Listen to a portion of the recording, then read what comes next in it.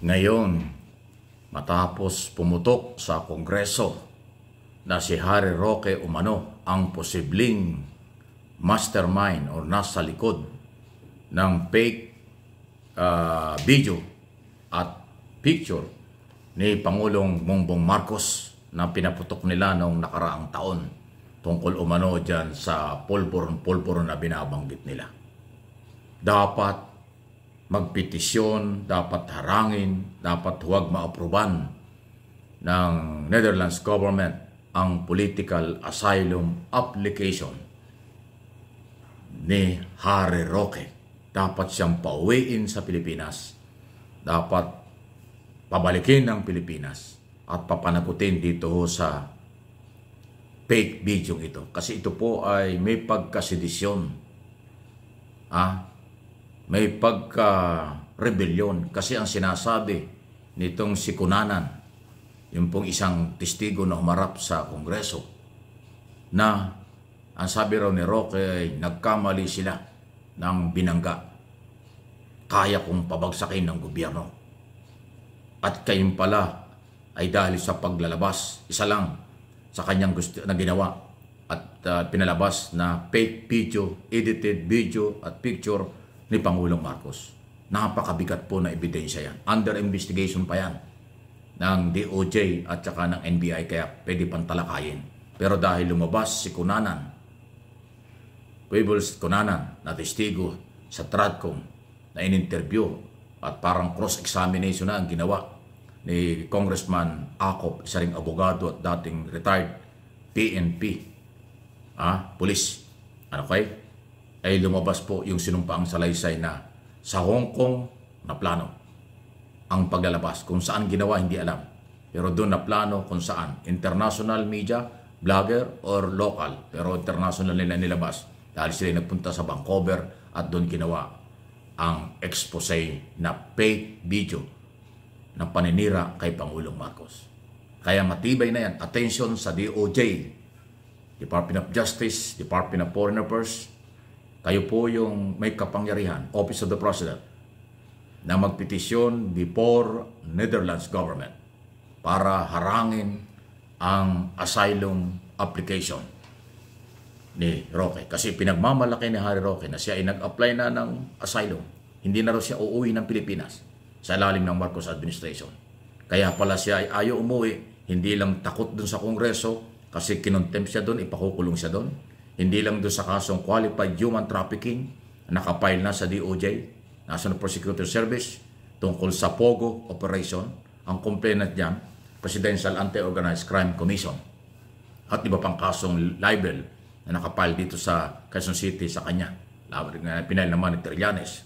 Ito, na under investigation, napakatibay po ng statement, sinumpang salaysay noong ayaw umamin sa DDS pero kasama ng DDS rally at DDS dinner at yun ang plano.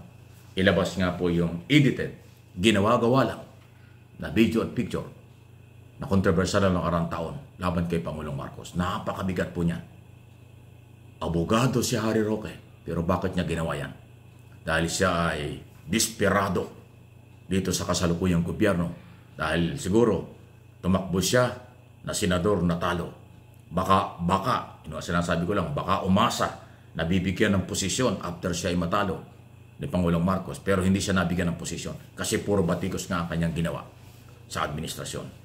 At may pagka-rebellion at sedisyon yung kanyang planong pagbabagsak. Doon sa pagsasabing nagkamali sila ng babanggain, kaya daw diyang magpabagsak ng gobyerno. Ganon siyang kayabang na mga pahayag.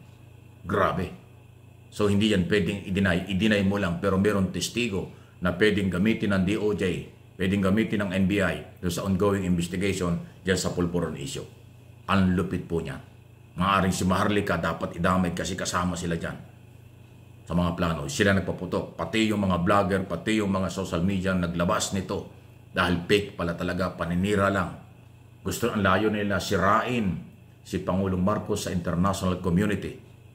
Dahil ang plano pala nung mag-meeting sa Hong Kong, may nagbigay ng idea, ilabas natin sa mga vlogger sa abroad Pero hindi yata nagkasundo doon. Sila mismo yung nag-rally sa Vancouver, Canada. Doon nila inilabas. At inilive pa yan sa social media account nitong si Harry Roque. So, kaya may pagdududa na siya yung mastermind. Siya yung maaring nagpagawa. Siya yung nagkalat. Bahagi ng kanyang planong papapabagsak sa pamahalaan. Antindi. Kung yung makikita at matinig po yung statement po ng sikunanan sa Kongreso, detalyado kasi nandun siya sa meeting. Kasama sa rally, kasama sa meeting, kasama sa dinner dun sa Hong Kong. Matibay na ebidensya po yan. Kaya again, kailangan magpetisyon ng Philippine government para maharang ang asylum application. Inuulit ko. Pangalawa, wala naman siyang dahilan para magtago doon. Hindi siya hinaharas ng gobyerno. Siya ang nanggugulo sa gobyerno. Ang application ng political asylum kung biktima ka ng harassment, hindi siya hinaharas. Siya yung nanghaharas sa gobyerno. Siya yung lumalaban sa gobyerno. Hindi siya pinapatulan ng gobyerno. Rule of law, pinapairal ng pamahalaan. Kaya hindi yan ma-justify.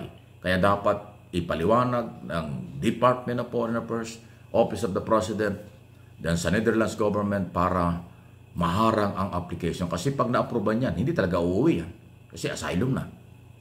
Ngayon naman, application pa lang. Matagal ang proseso. Kasi wala naman siyang gagawin doon. Hindi naman niya ma-justify doon siya sa Netherlands kasi siya ay abogado ni Duterte. Hindi siya kasali. Inamin na ni Sara Duterte na hindi kasama si Roque. Kahit nagpipresenta, kahit nga sabi nga ni Panelo, wala ka naman personalidad dyan. Hindi ka naman kasali. Bakit mo pinipilit ang sarili mo? So, para saan ang kanyang asylum doon? Kasi pag nag-apply ka ng asylum, justify mo kung ano ang dahilan. Bakit ka ayaw bumalik ng bansa? Bakit umiiwas ka sa bansang pinanggalingan mo? Kaya dapat malaman ng Netherlands government na hindi siya hinaharas ng gobyerno. Siya yung nangharas. Siya yung nagplano. Siya yung nagpaplano ng hindi maganda against Philippine government, against President Bongbong Marcos. Yan po yung aking tingin base dun sa mga statement. So, palala ng palala ang sitwasyon. Abogado siya, nagpapakilalang international lawyer, alam niya ang ating mga batas, alam niya ang pananagutan, alam niya na mali ang kanyang ginawa, pero bakit niya ginawa? Ibig sabihin niyan, binabaliwala niya ang Philippine Authority, Philippine government. Kaya dapat ipakita ng Estado ang kapangyarihan para hindi tularan, para hindi gayahin na kung sino man dyan ang galaw nitong Attorney Harry Roque ito. Walang personalan, Harry Roque. Kilala mo ako, kilala kita. Pero issue lang ito. Meron kang pananagutan, dapat kang umuwi, dapat mong harapin.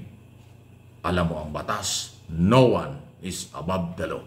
Please like and share ng ating pong video ito.